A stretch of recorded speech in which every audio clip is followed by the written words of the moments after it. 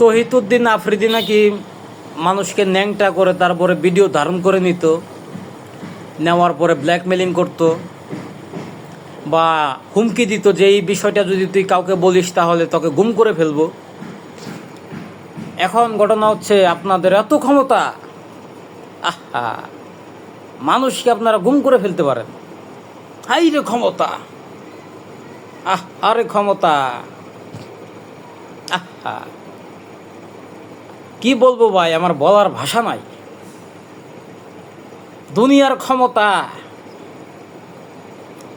দুনিয়ার ক্ষমতা, আপনার যে ক্ষমতা, আপনার যে অবৈধ ক্ষমতা, হাসরের ময়দানে এক পয়সারও দাম নাই।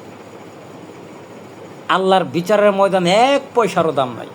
আপনি হয়তো বা দুনিয়ায় টাকা পয়সা দিয়ে আইন আদালত কিনে ফেলতে পারবেন, কিন্তু আল্লাহর বিচারকে আপনি টাকা দিয়ে কিনতে পারবেন না, আপনার ক্ষমতা দিয়ে কিনতে পারবেন না।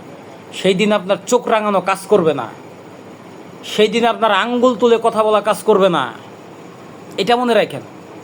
তহিদুদ্দিন আফ্রিদি কিন্তু অনেক কন্টেন্ট ক্রিয়েটারকে কিন্তু ডিবি অফিসে নিয়ে অত্যাচার করেছে এবং অনেককেই নাকি ন্যাংটা করে তাদের ভিডিও ধারণ করে তাদেরকে হুমকি দিত যে এই বিষয় যদি কাউকে বলিস ভিডিও ভাইরাল করে দেবো অ্যান্ড তোকে গুম করে ফেলব। ওরে ক্ষমতা, আহা ক্ষমতা।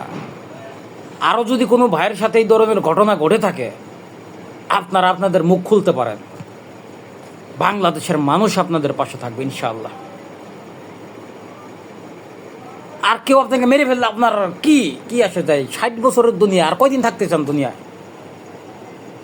60 বছরের জিন্দেগি অর্ধেক তো শেষই করে ফেলছেন। অন্যায় ছাড়েন, ন্যায়ের পক্ষে কথা বলেন। আসসালামু আলাইকুম।